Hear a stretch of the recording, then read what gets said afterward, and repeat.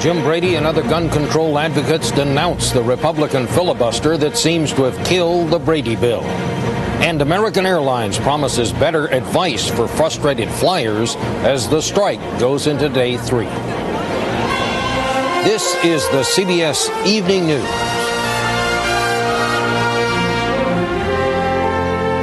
And this is Bob Schieffer reporting. Good evening. The so-called Brady bill is fairly mild stuff as gun control measures go.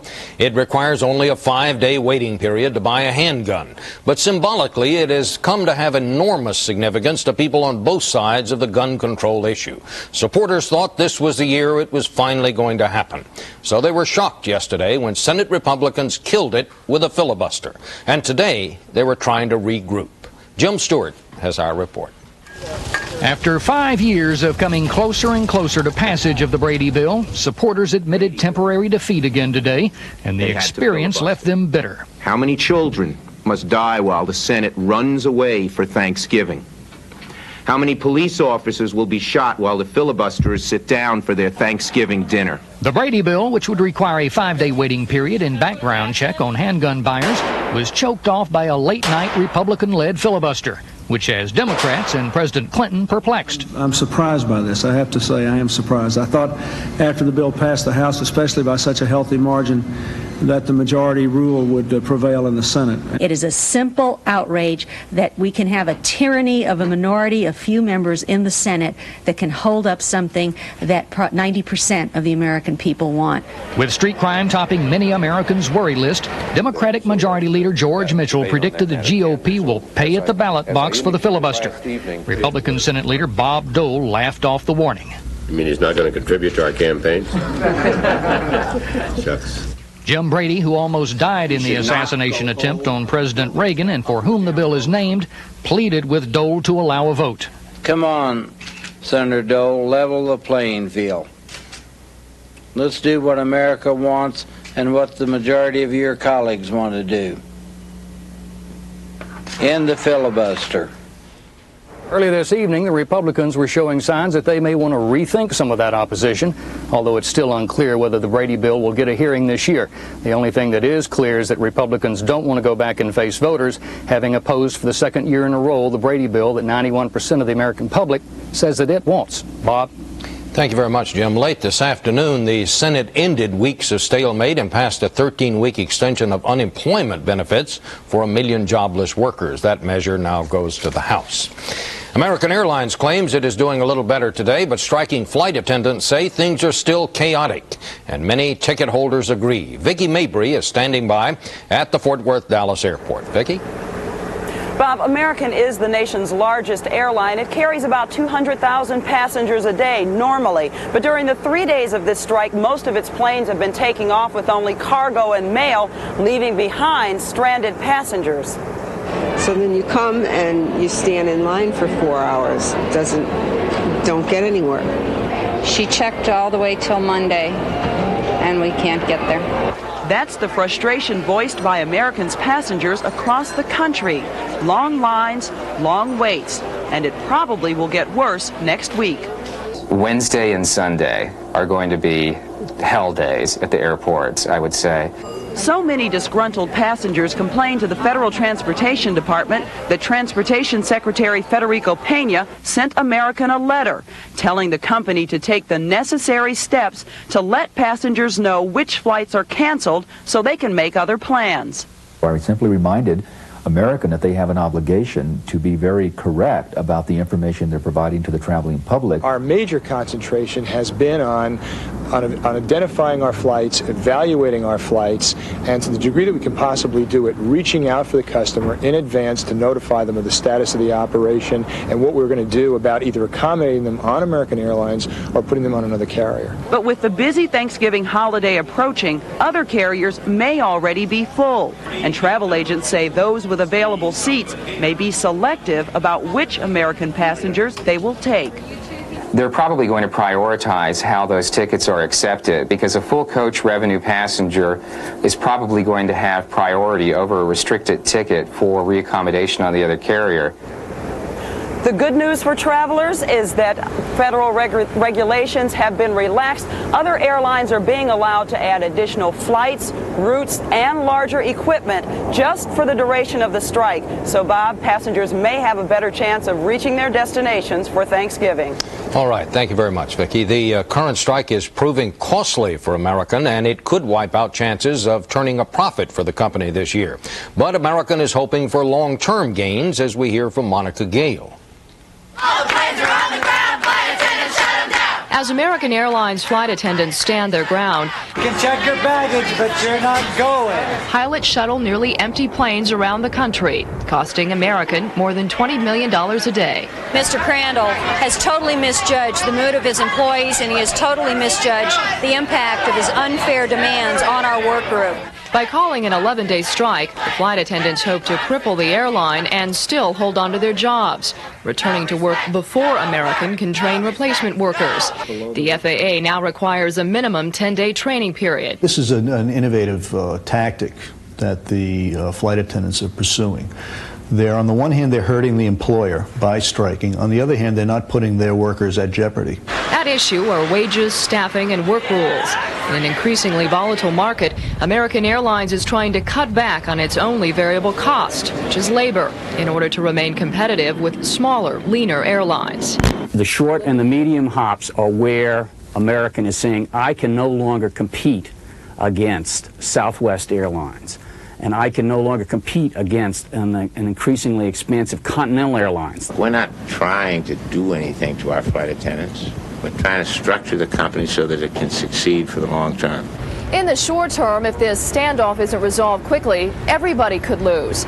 The traveling public is inconvenienced. American stockholders stand to lose more money. And the flight attendants are faced with a disruption and perhaps replacement of their jobs. Monica Gale, CBS News, New York. And still ahead on tonight's CBS Evening News, more details of what Ed Rollins had to say under oath about the New Jersey election and opening day at the Louvre, a brand new wing for a grand old museum.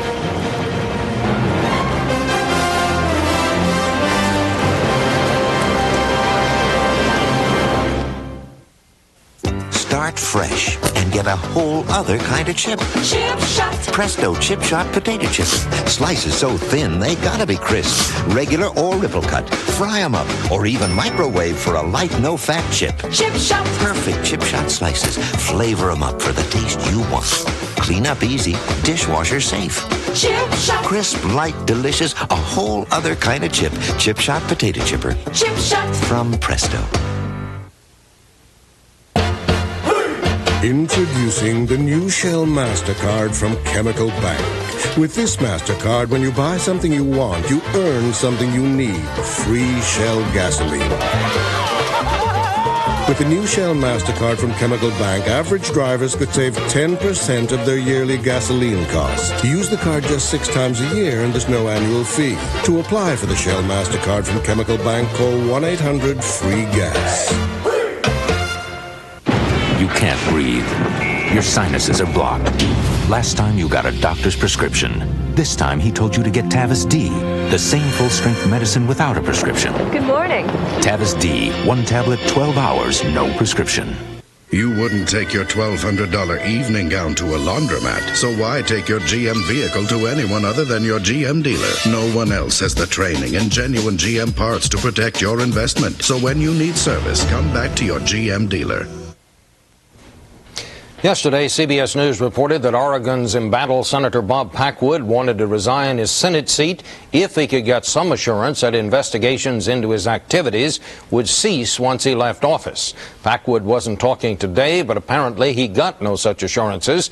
And as Packwood went about his normal Senate duties this afternoon on the Senate floor, Republican leader Bob Dole said he now believes Packwood has decided not to quit. But in my view, he's entitled to all the rights of any other citizen. And he can either exercise those rights, he can do whatever he wishes. I don't think he should resign. Sexual harassment charges lodged against Packwood by dozens of women have been under investigation by the Senate Ethics Committee for months now. And yesterday, officials said the Justice Department had begun looking into whether a Japanese company accused of unfair trade practices had offered Packwood's wife a job because Packwood stood up for the company during a Senate hearing.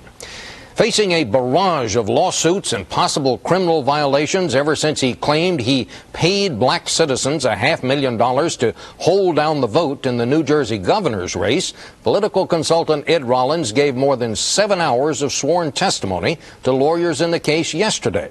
The lawyers have now released all 300 pages of the testimony. Rollins' defense, "I lied." Additional detail now from Eric Ingberg. Ed Rollins swore repeatedly under oath that he had been lying 2 weeks ago when he told reporters Republicans paid black church leaders hundreds of thousands of dollars in street money to suppress the minority turnout in the New Jersey governor's race. Under questioning by Democratic Party lawyers who have sued to overturn the election, Rollins called his previous statements fiction, the greatest mistakes of my political life. Question: did you ever discuss with anyone from the Whitman campaign suppressing the African-American voter turnout? Rollins: absolutely not. Sounding demoralized and convinced his career was over, the once cocky Rollins at one point said, "It's to the point where I thought of putting a gun to my head." The reason for the big lie, Rollins said, was his feud with James Carville, the Clinton administration advisor who ran the Democratic gubernatorial campaign in New Jersey. Rollins testified, "He made my life miserable for weeks. I was trying to make his life miserable for a few weeks by fooling Carville into believing the Republicans used payoffs to discourage minority voter turnout." Rejecting Rollins' current story, Democrats say they will continue to press for a new election. We are going to proceed with the depositions, further discovery, and following up on the testimony because we certainly cannot rely on such a bizarre explanation. Voicing a lament that has been heard before when the politically mighty fall, Rollins declared, "I can never make up for what I have done. I said 2 minutes of words that I wish and will wish for the rest of my life I could take back." Eric Engberg, CBS News, Washington.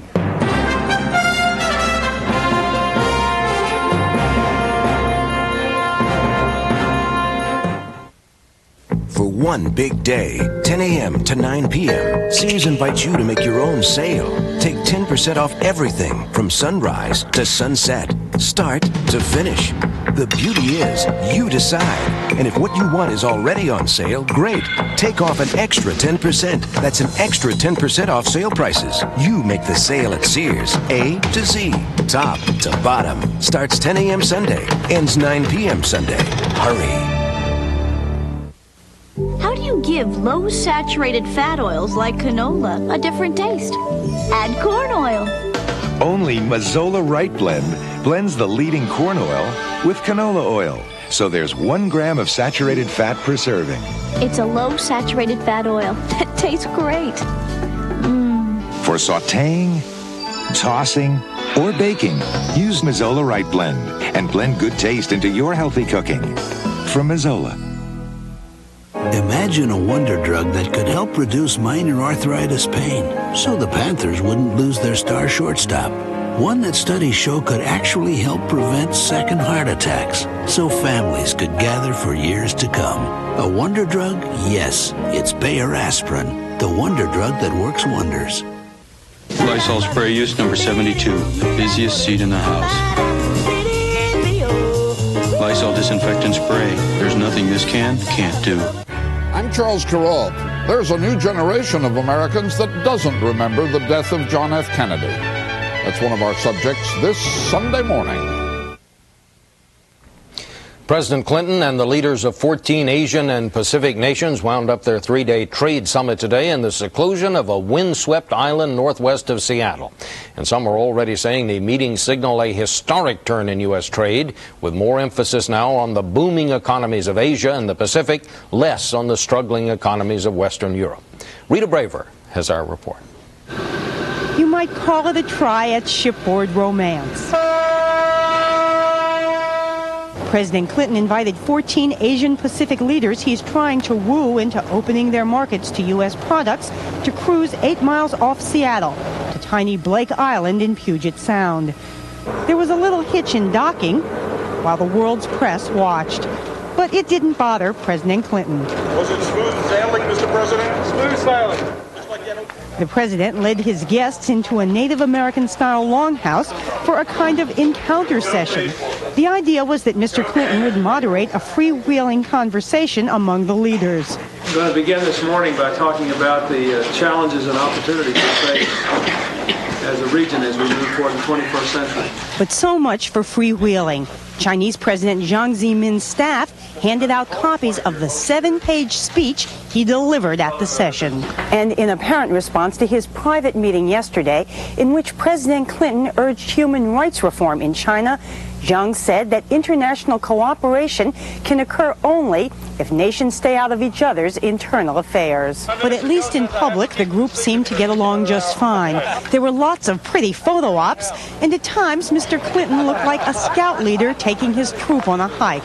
The group put out a statement that was long on rhetoric and short on specifics. We've laid a foundation for regional efforts to create jobs, raise incomes, expand business opportunities, and foster regional harmony. Then everyone lunched on Pacific salmon, grilled Native American style.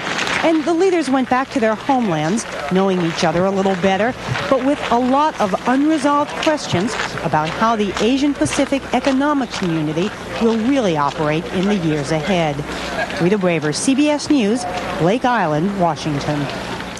Joining us now on a very windy day out in Seattle, Washington, a key player in all of this, the U.S. Trade Representative Mickey Cantor, who was already having a good week as the president's point man in getting congressional approval for the North American Free Trade Agreement. Mr. Cantor, thank you very much for joining us. Tell us briefly, what does this conference mean to the average American and the average American consumer? It means jobs and economic growth, and if the wind is blowing, it's the winds of change, Bob. What the winds of change are, meaning we're looking to Asia, which is 40% of our trade, the fastest growing area of the world, to be able to increase our trade, to increase our jobs, to make sure we take advantage of the fastest growing markets in the world. I want to ask you a little bit about the president's meeting yesterday with the president of China. From here, it appears that did not go too well, and that the president of China seemed to tell the president to mind his own business when he urged him to make some changes in their civil rights practices in that country. How did it go from your point of view? Well, I think both leaders were firm in their views. We are concerned about proliferation, human rights, and trade concerns with China. We're going to continue to be concerned. We're going to engage the Chinese, but after all, the American people are deeply concerned about what's happening in that country right now. But we need to engage them, not run away from the problem. Well, Mr. Cantor, let me ask you, has China, in your view, demonstrated any progress on human rights, any progress on trade barriers, or on missile non-proliferation? Some progress is being made, not nearly enough. In the trade area, for instance, we have a memorandum of understanding in terms of opening their markets to our goods, which is not being fulfilled right now. However, they have helped in protecting intellectual property rights in China. That has gone somewhat better. We need to make sure that China opens up its markets to our products and protects intellectual property, and of course China adheres to international regimes in trade. And let me also ask you about the aftermath of the battle over NAFTA in the U.S. Congress. Organized labor seems to be taking it very hard. Can that rift be healed, and what's going to happen between the Clinton administration and organized labor from here on in? In order to serve the American people, we have to heal that rift. We care about the American working people. This president has never done anything but care about building jobs for American working families. Organized labor cares about the same thing. We need health care reform, and we need to work together on it, and we will. We need to make sure we have a crime bill. We have to make sure that we make progress in job security for American workers, and all of those things are on labor's agenda and on the president's agenda as well. Mr. Cantor, I want to thank you very much. You've gone beyond the line of duty and standing out in that wind to do this interview with us. Thank you very much. Thanks, Bob, very much. I appreciate it. The death toll from a doll factory fire in China has reached at least 81, all but 2 of them women. Yesterday's fire broke out in the generator room of the factory only miles from the Hong Kong border. Workers trying to escape the flames and smoke were trapped by locked doors and barred windows.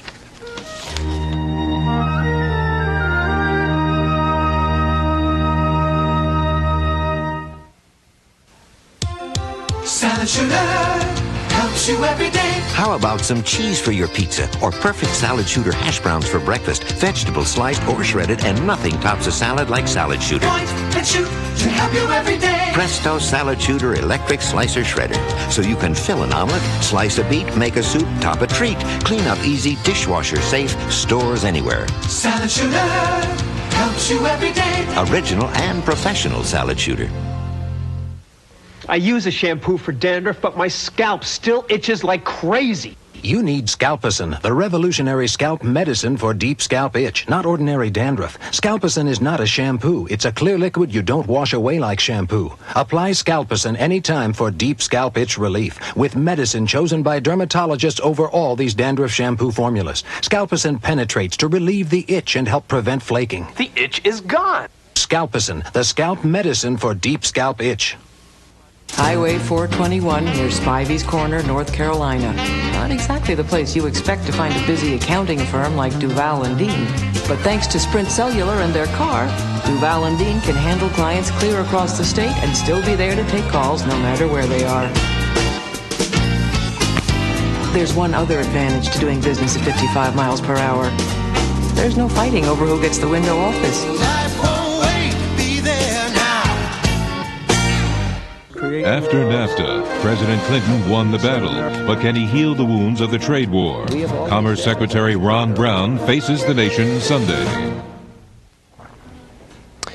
Rap singer Tupac Shakur was released on $50,000 bail today, accused of a sexual attack in a New York hotel. The singer was arrested Thursday night after a woman claimed that he and 3 other men overpowered her in a hotel suite. Shakur was arrested in Atlanta 3 weeks ago for shooting 2 off-duty policemen. The violence expressed in the lyrics of some rap music has spurred a storm of protest across the nation, and there is a growing backlash against rap's negative messages. Bill Whitaker has a report tonight. Rap always has sparked controversy with its in-your-face rage. But as rap has muscled its way to the top of the charts, has it grown too violent and vicious? The folks at KACE Radio in Los Angeles think so. When you take a record like Indo Smoke, which is a love song to pot as far as I'm concerned, there's no social benefit to that. Pass me the joint so I could take a toke. So KACE banned rap it calls negative and destructive. We're looking at songs whose lyrics glorify violence, glorify the gang lifestyle, glorify disrespecting of women, are blatantly sexually explicit. I applaud it. I mean, I think it's a very good move. It's a positive move for not only for my children, but for the younger generation. In fact, an anti-rap backlash is cropping up around the country. 16 minutes after 9 o'clock here at WPGC. The top urban station in Washington, D.C. pulled the plug on X-rated rap. In Harlem, ministers called on rappers to clean up their act. You don't have to degrade our women. But rap fans remind critics that an earlier generation once tried to ban rock and roll. And that's a bunch of nonsense, you know. I'm all for it. Person and all that. Gangsta music is, you know, it's what sells. 72% of the rap records in Los Angeles are sold to white kids. If anything, this music is teaching them in this generation that they can't turn the other cheek to the problems in the inner city. Rappers point out that heavy metal weighs in with similar hardcore lyrics. I bring rap to those who disrespect me like a dame. And rap diva Queen Latifah claims they're all getting a bum rap just for telling it like it is on the mean streets. If they running around here shooting people, you can't blame us for that.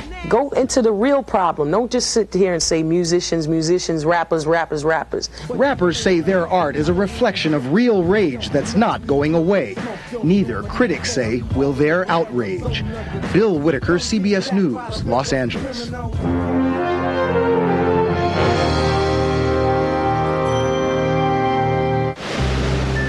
Panasonic presents a unique and highly evolved Smooth Operator. The new Smooth Operator 2 with float control is the only razor to unite the comfort of twin independent floating heads with the closeness of a warm, wet shave. Don't try this with any plugged-in razor. The new Smooth Operator wet dry razors from Panasonic. Smoother than you ever thought you'd be. What gives new improved Healthy Choice soup its bigger, better taste? Well, it's simple. You get more. More big chunks of vegetables. More home-style noodles than ever before. And still less fat than the leading soup.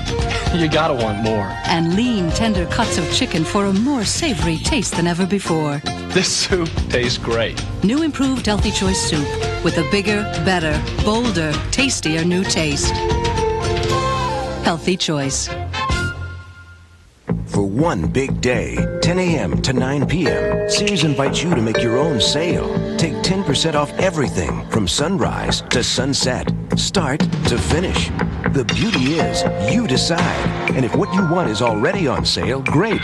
Take off an extra 10%. That's an extra 10% off sale prices. You make the sale at Sears. A to Z, top to bottom. Starts 10 a.m. Sunday, ends 9 p.m. Sunday. Hurry.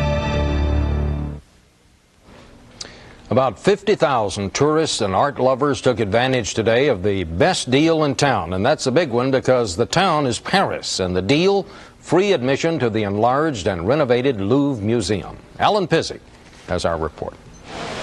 It was built nearly 800 years ago to repel invaders. Today, the invasion wasn't repulsed. It was allowed in for free. After more than 3 years and $500 million worth of rebuilding, the Louvre was thrown open to the public. The new wing of the fortress-turned-museum is billed as the grandest of the great works that have been going on in Paris for the last 15 years. Once derided as socialist megalomania, the revamped Louvre is now hailed as an uncontestable success. The design is by the Chinese-born American architect I.M. Pei. He called revamping the Louvre his greatest challenge. Because it's not only an architectural challenge, which you would think, since I'm an architect, that must be it. It's more than that. It's also a challenge on one's sensibilities, because about many things, about life, about history, about culture. By opening up the once somber galleries to light, Pei has transformed the very concept of the Louvre. Paintings are no longer jammed together, yet all 24 of a series by Rubens are in one place for the first time. This was once a parking lot for the Ministry of Finance by day and a sordid sex spot by night. The all-powerful ministry bureaucrats who held sway here for more than a century had to be dragged out. The opening of the new wing will make the Louvre one of the 3 largest museums in the world, along with the Metropolitan in New York and the Hermitage in St. Petersburg. The refurbished galleries alone will hold 12,000 works of art. And it's far from finished. Another 3 years and almost $1 billion worth of work remains to be done. The French are already boasting that the refurbished Louvre is without comparison in the world. That, like art, may be in the eye of the beholder. But what eye could call this anything but beautiful? Alan Pizik, CBS News, Paris. And that's the news. Tomorrow on Sunday Morning with Charles Carroll, reassessing John F. Kennedy 30 years after his assassination. Then on Face the Nation, trade and the Democrats after NAFTA with Commerce Secretary Ron Brown and the Senate Republican whip Alan Simpson. This is Bob Schieffer, CBS News, New York.